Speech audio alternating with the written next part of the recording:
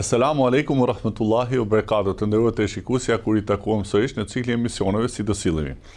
Sot inshallah do flasim për temën e zakatit dhe jemi me hoxhën e nderuar Imamin Ahmed Kalaj. Mirë se erdhe hoxhë nderuar. Mirë se jetoh. Hoxhë nderuar, zakati është një prej shtyllave më kryesore të fesë islame. Pse pikërisht zakati është quajtur pra shtyllë e Islamit dhe çfarë domethënie ka zakati? Duke qenë se Islami është sistem jetese, nuk mund të rinte pa përfshirë çështjen e bamirësisë dhe ndihmën mbi nevojtarët. Për këtë arsye e ka konsideruar dhënien e zakatit ose le të themi bamirësinë e obliguar. Bamirësia në Islam është dy llojesh, bamirësi e obliguar, që është për shtyllat e Islamit zakati, dhe bamirësi fakultative ose si më thon e këshilluar, po që nuk është domethënë kusht ose nuk është prej shtyllave të Islamit. Duke qenë se I madhi Zot Allahu xhelaluhu, domethënë njerëzit I ka bërë menaxhues të pasurive dhe se poseduesi I vërtet dhe mbreti I vërtet I kësaj bote është vetëm Allahu dhe ajo që ne kemi faktikisht është nën administrimin ton, nën menaxhimin ton, po faktikisht zotëruesi I saj I vërtet është Allahu, atëherë Zoti është ai I cili na thotë gjë, o robët e mi, ju duhet të jepni nga kjo pasuri që unë kam dhënë, kaq për të varfrit, kaq për njerëzit në nevojë kështu me radhë. Pra le të themi siç thuhet në përgjithësi 2.5%, po faktikisht nuk është thjesht 2.5%, se ka raste kur është 5%, ka raste kur është 10% dhe ka raste kur është 20%. Pra kjo 2.5% që është le të themi në këtë që është më shumë të vlefta monetare, tregtia etj. Pra është konsideruar shtyllë ose është vendosur si një shtyllë për shtyllave të Islamit, sepse Zoti I Madh me urtësinë e Tij dhe me dijen e Tij të pafundme e din se gjithmonë do të ketë njerëz nevojë. Dhe se ne që na ka dhënë Zoti mundësinë dhe pasurinë duhet që patjetër të përgjigjemi për këta njerëz, sepse njerëzit në tokë janë si një familje e vetme. Dhe nuk ka kuptim që një antar I familjes të ushqehet mirë dhe të hajë mirë dhe antari tjetër I familjes të vuajë apo të ketë probleme. Për këtë arsye tha pejgamberi sallallahu alajhi wasallam, nuk është besimtar I vërtet ai njeriu që rrin I ngopur, ndërsa fëmijë I tij nuk ka çfarë të hajë.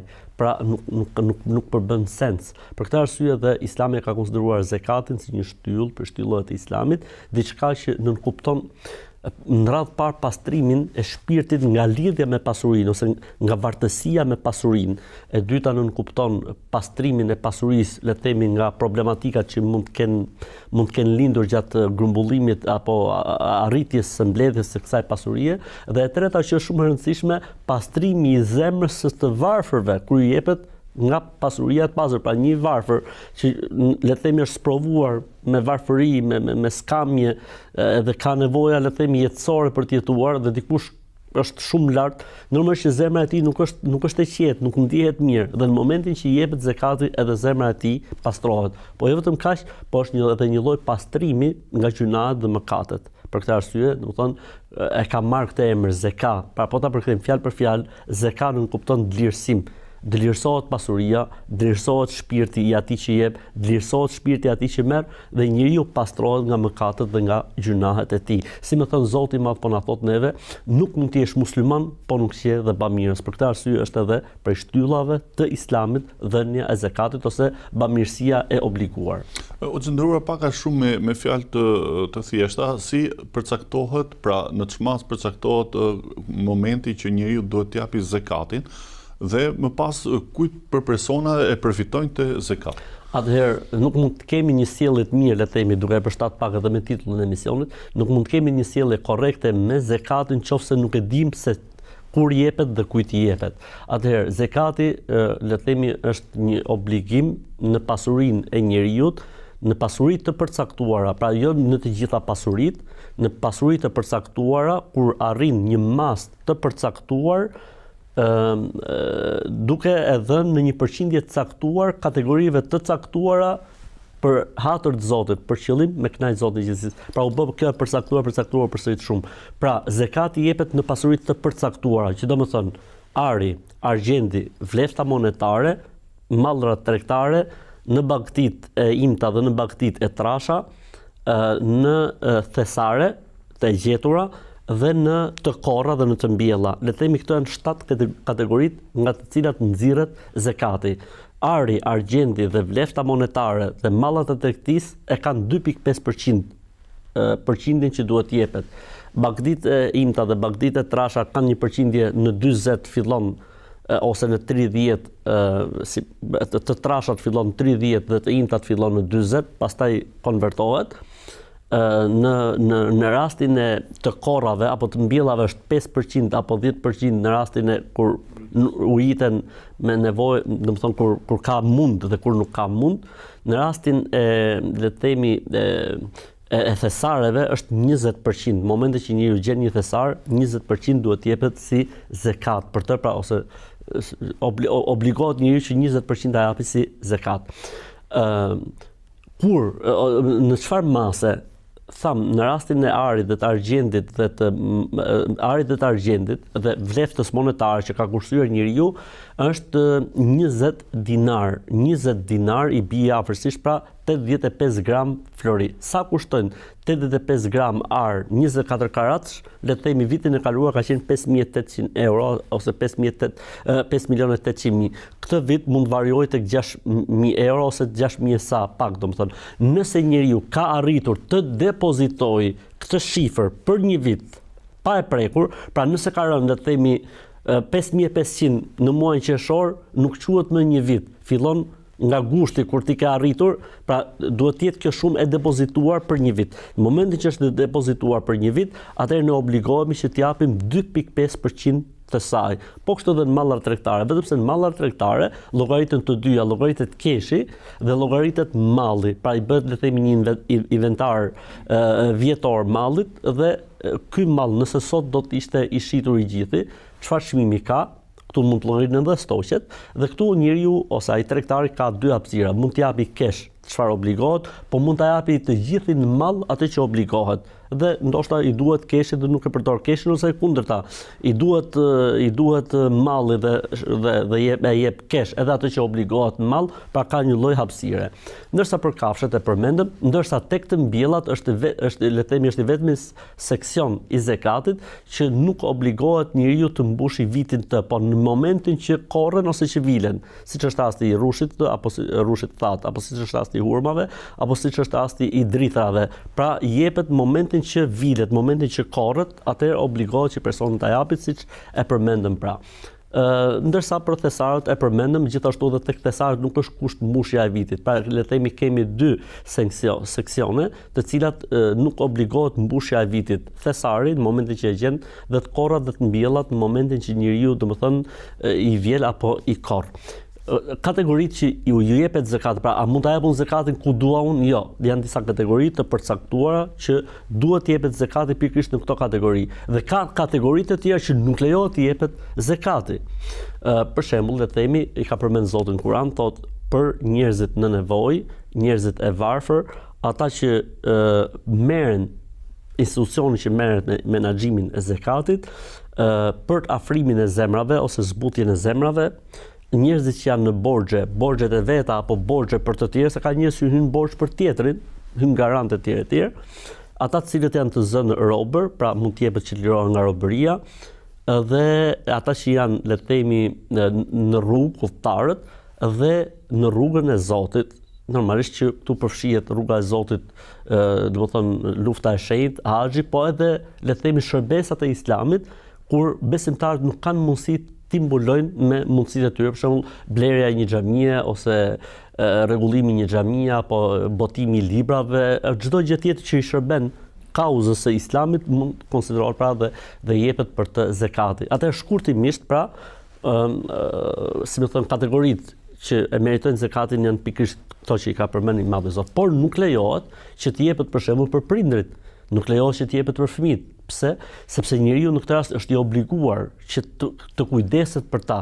Pra ti nuk mund të japësh zekat për një kategori që ti je obliguar të kujdesesh për të. Prindi dhe fëmia ti je obliguar të kujdesesh për të. Kështu që nuk mund të japësh zekatin. Ndërsa vllajt, motrës, nipërve, mbesave, gjakut tënd e jep zekatin, lejohet që të jep zekatin, madje shpërblimi është i dyfisht. Pse?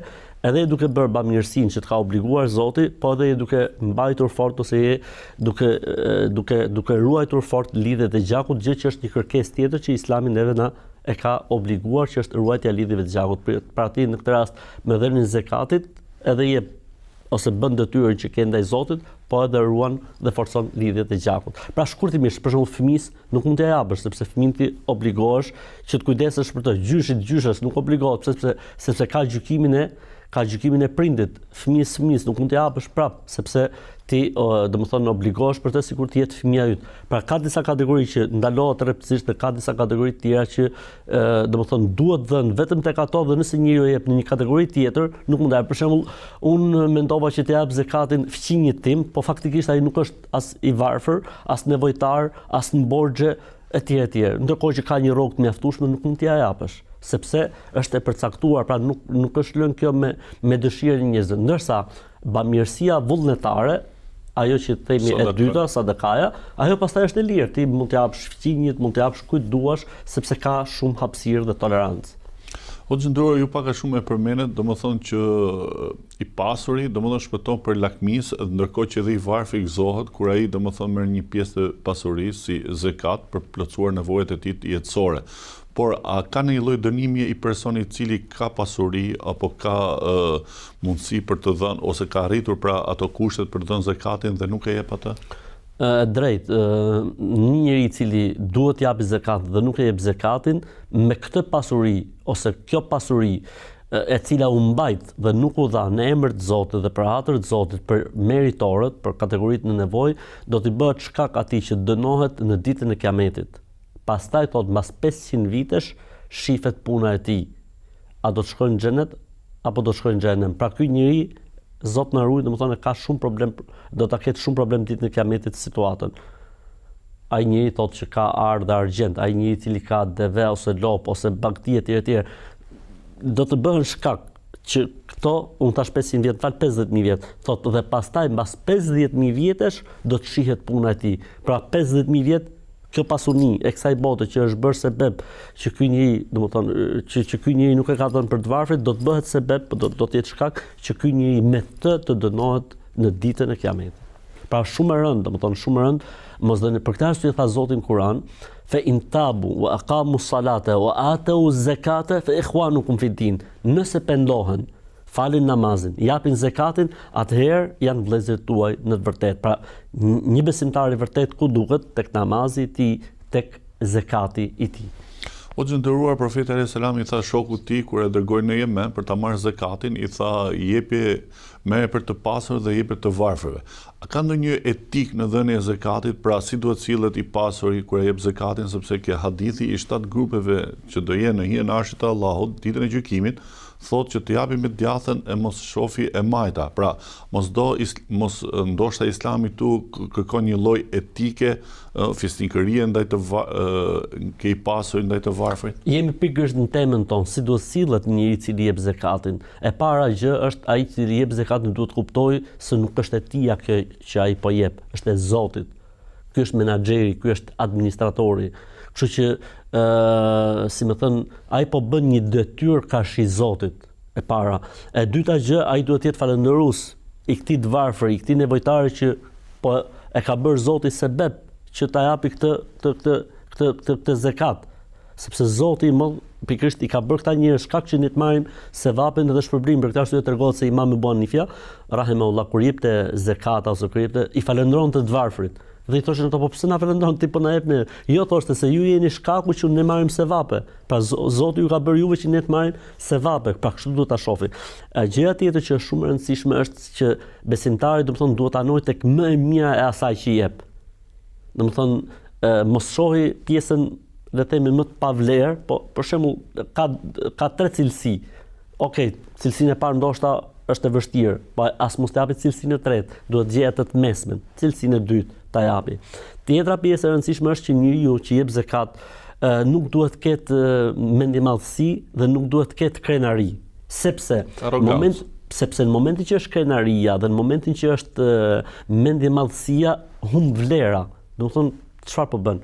Tjetra që është shumë e rëndësishme është mos përmendja ose mos përdorimi i emrit apo i aktit. Domethënë, zotëri ti dhe nuk ke pse ta përmendesh, sepse kjo është që ti ke bërë një detyrë kaq i Zotit, nuk është se ke bërë në një filozofi të madhe. Tek sadakaja është muhabet tjetër, po tek zakati absolutisht, domethënë, ja ajo ledhina amenu, la tubtilu sadaqatikum bil manni wal o që keni besuar, mos i prishni, mos i shkatroni zakatin ose sadakan që ju jepni me të përmendurën, me përdorimin e saj, sepse ti ke në fund fare ke bërë një detyrë kash i Zotit. Dhe ajo që është e fundit fare dhe më e rëndësishme është që ne kur japim zakatin ose edhe sadakan, vlen për të dyja, ne nuk duhet të jemi propaganduesit e saj mbasi e japim. Nuk ka nevojë. Okej, në momentin që ti e jep, ka le të themi dy momente. E jep dhe ti mendon se duke e dhënë dhe duke e bërë publike, kjo do të ndikojë edhe tek njerëzit, lejohet, nuk ka problem. Ndërsa më e mira është që mos bëhet publike. Okej, u bë publike se kështu ishte momenti, nuk ka pse të përmendet më. Nuk është bërë publike në momentin që e dhe, atë nuk ke pse ta përmendesh më. Për shembull, dikush dha zakat le të themi 10.000 euro. Dhe nuk e bëri publik dhe nuk e diti askush. Ky nuk ka pse ta përmendi në për takime. Nuk ka pse ta edhe nëse nuk përmend emrin e të varfrit, nuk ka pse ta përmendi. Atë e din Zoti, mbaroi historia, pse duhet ta di Zoti? Pse duhet ta dinë njerëzit? Pjesa tjetër, indikon dhe tek qëllimi që ai përse e jep. Pra në vend që të kërkojë fytyrën e Zotit, ai pastaj kërkojnë atë kënaqësinë e njerëzve. Po, ky është qëllimi, domethënë. Pjesa tjetër, domethënë, në momentin që ne kemi dhënë dhe është bërë publike, për shembull, sepse qëllimi jon ka qenë që si të nxisim njerëzit. Okej, nuk ka pse të përmendet më mbrapa. Për këtë arsye, domethënë, edhe ata të cilët, domethënë, Zoti shpërblet ata të cilët bëjnë akte bamirësie, ata zakonisht në përgjithësi me çfarë kanë parun, mundohen që mos t'u tregohen emrat, mundohen që mos të shfaqen, e kanë këtë të mirë, domethënë njerëzit në përgjithësi, domethënë ata që japin nuk duan që të shfaqen, përgjithësi. As emrat nuk duan që t'u tregohen, sepse duan që ta bëjnë për hatër të Zotit, ta marrin shpërblimin tek i madhi Zot. Po kështu edhe tek të varfrit, për shembull, ne nganjëherë që bëjmë këto akte të ndërmjetësimit, se ne nuk jemi bamirësa. Bamirës quhesh kur t'japësh nga lekët e tua, ti je ndërmjetësues. Nxjerrin dhe fytyrat, për shembull, se pamjet e njerëzve në nevojë. Nuk është e këshillueshme një gjë e tillë. Okej, sepse ndoshta edhe personi që ka duhet të shohë ku ka shkuar pasuria e tij etj. Shumë mirë kjo mund të bëhet në një raport të dytë.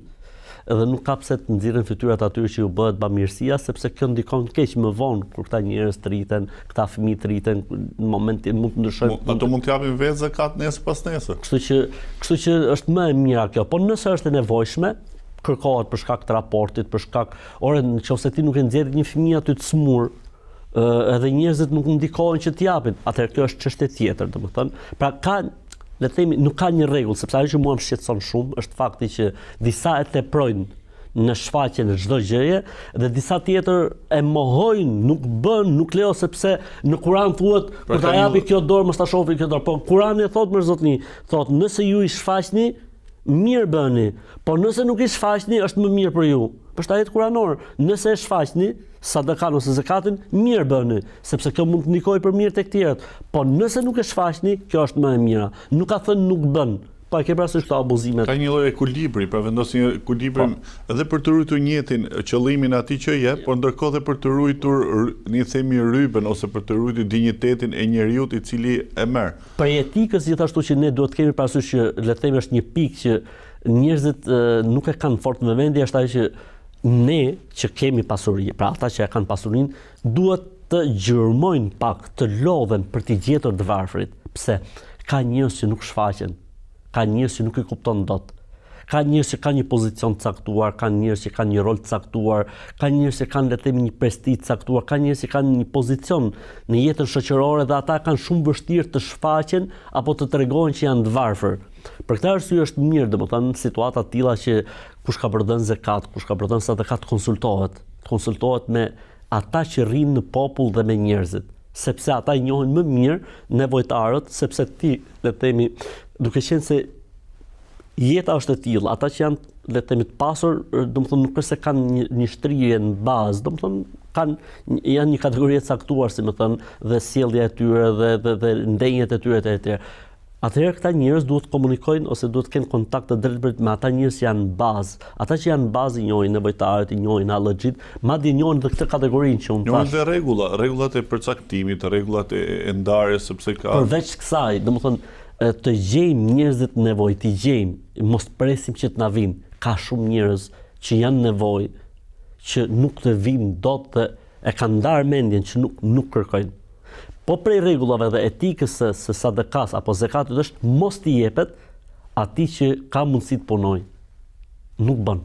As me dhënë zakat, as me dhënë sadaka. Po kur puna, hoxh i nderuar, kur puna nuk i mjafton atit, për shembull ti një pensionist, nuk i mjafton pensioni për elementet bazë jetik. Atëherë këtu vim tek përkufizimi i të varfrit dhe nevojtarit, sepse Kurani thot el fuqara wal masakin.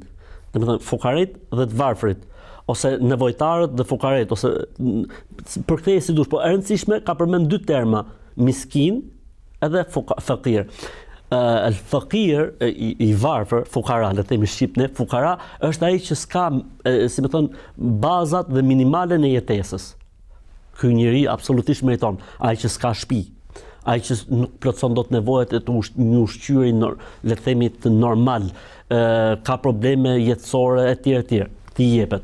Kemi miskin. Miskin mund ta përkthejmë i vobekti, pra ai që I vobekti nuk është si i fukaraj, nuk është si ky i pari, ky që është trok fare kur themi ne. Ky ka po nuk i plotson dot nevojat. Ky punon, po nuk i mjafton. Ky punon, po ka dhe fëmijët në shkollë. Ky ka pension, po ka dhe një fëmijë invalid që e mban. Ka për dhe ilaçet. Ka për blerë dhe ilaçet. Ky futet te kategoria e nevojtarëve ose tek të vobektit, pa që mund t'i jepet zakat. Unë po flas nëse kemi njëri që është i shnetshëm, i ri, po e ke parasysh po pres se kur të më jepet në një mundësi. Ka njerëz të tillë shumë që thjesht po presin mundësitë, hapen mundësitë.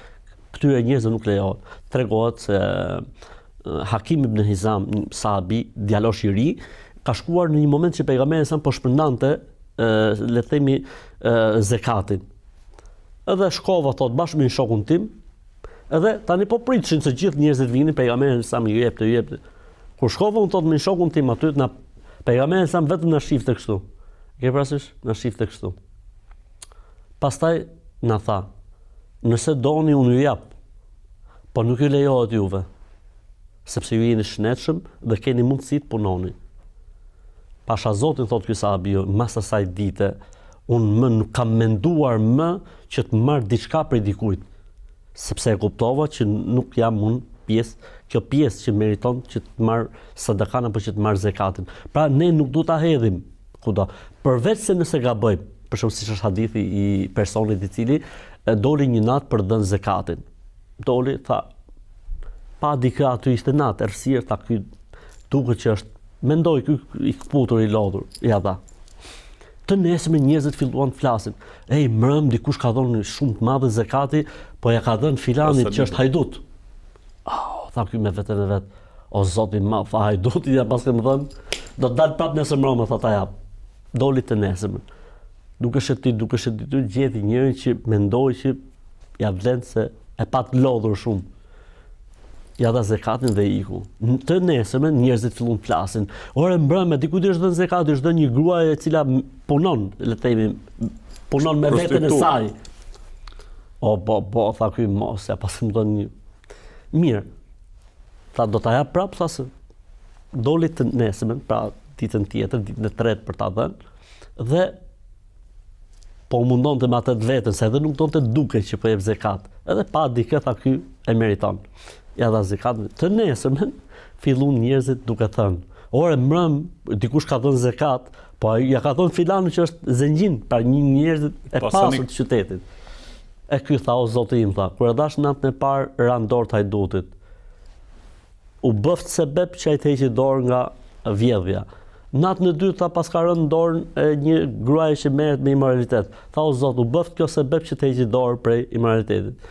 Tha, natën e tretë, o Zot, tha, kur e dash, tha, pas ka rënë dorë një zengjini, u bëf sebeb që edhe ai t'japi zakatin. Kështu që kur ndodh gabimisht, nuk ka problem. Domethënë kur njeriu mundohet me atë vetën dhe gabon, nuk ka problem, siç ishte rasti i këtij personi, por faktikisht është një amanet.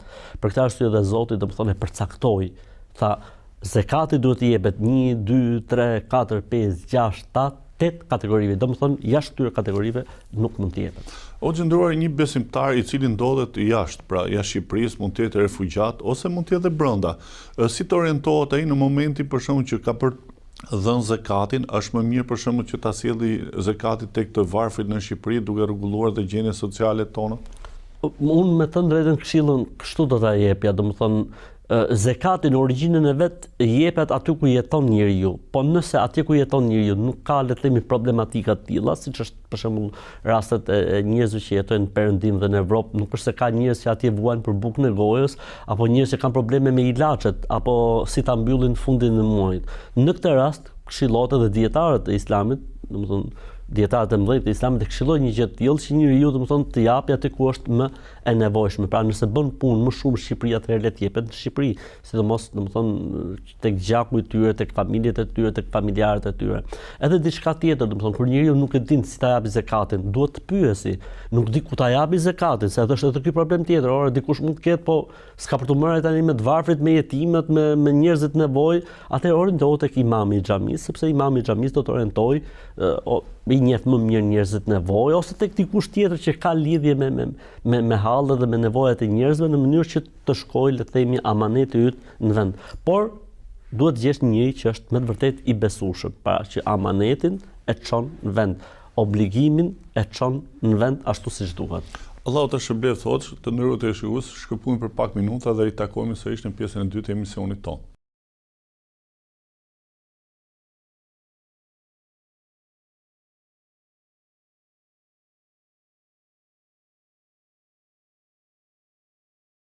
Të nderuar televizionistë, kur i takuan në pjesën e dytë të emisionit ton, jemi në temën e zakatit me Hoxhën e nderuar Imamin Ahmed Kalaj. Hoxhë nderuar, zakati është pra shtylla kryesore e Islamit. Por çfarë shpërblimi ka i person i cili, domethënë, e jep zakatin në jetën e kësaj bote dhe në botën tjetër? Atëherë le të vim prapë tek origjina e fjalës. Fjala zeka, jezku, përveç kuptimit që ne përmendëm në pjesën e parë të emisionit, 3 apo 4 kuptime, ka dhe një kuptim tjetër shumë interesant që është shtesa. Domethënë, një njeri që jep zekat, Zoti ja shton atij pasurinë. Siç thotë pejgamberi sa nuk paksohet pasuria kur njeriu jep, përkundrazi shtohet. Po edhe në botën tjetër normalisht njeriu do të jetë në hijen e zekatit apo sadakas të tij në botën tjetër, plus që ne kemi një nga dyert e xhenetit që ka këtë emër. Plus që i madhi Zot Allahu xhalla xhelaluhu, siç tregohet në hadith, njëri i cili është korrekt në raportin e tij me njerëzit në nevojë, si tha Zoti, me që ky ka falur, ne do e falim. Pra, shpërblimi është shumë i madh, po jo vetëm kaq, po edhe tek shpirti i njeriu. Një njeri i cili jep zakat, një njeri i cili bën bamirësi, këtu në shpirtin e tij ai gjen një lloj kënaqësie, një lloj qetësie, një lloj prehje që nuk ka çmim. Çlirohet nga lakmia. Lakmia është një lloj sëmundje shpirtërore. Ta shohësh atë tjetrin, vllai i nderuar, ta shohësh atë tjetrin që ti me atë lekun që i dhe i fut gëzim fëmijëve, e bën atë tjetrin me shtëpi, i shlyen bursën e shkollës një fëmijë jetim për shembull, me këto para që ti jep ai merr një karrocë dhe fillon një punë, fillon një tregti, fillon një biznes.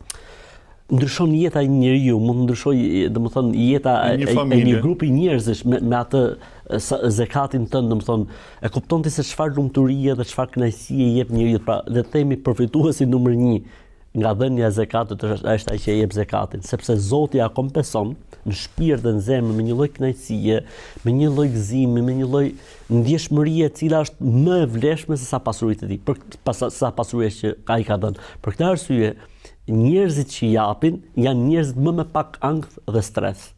Pse? Sepse atë gëzim, atë energji pozitive që çlirohet nga njerëzit në momentin që marrin prej kësaj pasurie, i pari që përfiton prej saj është ky ai që e jep, domethënë. Sepse ato edhe luten për atë që dha. Kjo është pastaj ajo pjesa tjetër që ai që jep zakat përfiton edhe bekimet dhe uratat e atyre që ju jepet zakati. Madje ka një hadith shumë interesant, thotë profeti alayhis salam, kur dikush i sillte zakatin, thoshte: Allahumma salli ala ali fulan. O Zot, bekoje këtë person, pasurinë e tij dhe familjen e tij. Pra, ai që e merr zakatin duhet ta thotë këtë, po edhe ata të cilët ju jepet zakati duhet luten, faktikisht dhe duhet bëjnë dua për personin i cili e ka dhënë zakatin, pavarësisht se ky që ka dhënë zakatin ka bërë një detyrë, po prapë domethënë është sakrificë. Pse? Sepse dashuria për pasurinë është e lidhur me shpirtin. Është e natyrshme. Për këtë arsye njëri i cili jep, edhe pse ka detyrë, nuk është e lehtë për njeriu që të japi zakatin. Për këtë arsye Zoti i Madh kur foli surën El-Mu'minun çfarë tha?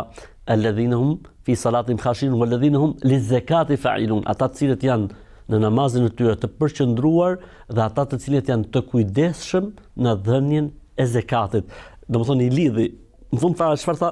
Ulaika humul warithun alladhina yarithun al-firdausa hum fiha khalidun. Të këtillë do të jenë, pra këta do të jenë ata të cilët përjetësisht do të jenë në xhenetin Firdaus. Pra lidhja me zakatin dhe dhënia e zakatit nuk është edhe gjë e lehtë, sepse njeriu jep pa pas një kompensim që merr, ndërkohë që natyrën e njeriut është që kur jep duhet marrë, kur merr duhet japi, ndërkohë që këtu s'ndodh kjo gjë, do të thotë se këtë gjë Zoti nuk rrin pa ta shpërblyer. Pra jo vetëm pasuria shtohet, po edhe një lloj kënaqësie, një lloj qetësie, një lloj preje që nuk ka çmim në krahasim me atë që ke dhënë, kjo lloj qetësie, kjo lloj rahatësie, kjo lloj lumturie që Zoti t'i jep ty, në moment që t'i jep, nuk ka çmim, është shumë më e shtrenjtë se sa ajo që ti ke dhënë dhe ndoshta njerëzit paguajnë para nëpër psikolog, nëpër psikiatër, me lloj-lloj ilazhe që të fitojnë atë genin e lumturisë ta aktivizojnë, ndërkohë që ti vetëm jep edhe ke për ta parë se si ai geni i lumturisë do të zhvillohet menjëherë. Ka dhe një lloj çekuilibrimi hoxh midis atij që ka pasuri,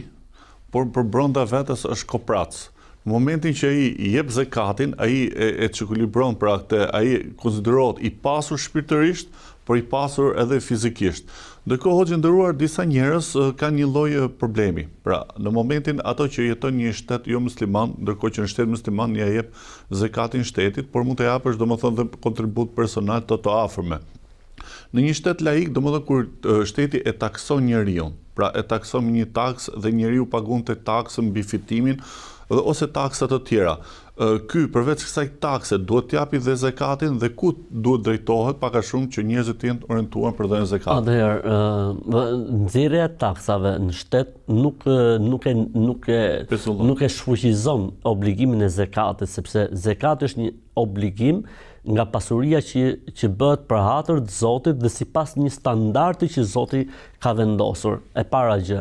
E dyta gjë, unë kam parë për shembull në shumë vende evropiane, ju mundsohet njerëzve të pasur që të japin, le të themi, të japin një pjesë të taksave të tyre për shoqatat, për fondacionet dhe për shoqatat bamirëse. Dhe kjo konsiderohet si, le të themi, ajo përqindje i hiqet dhe nga taksat.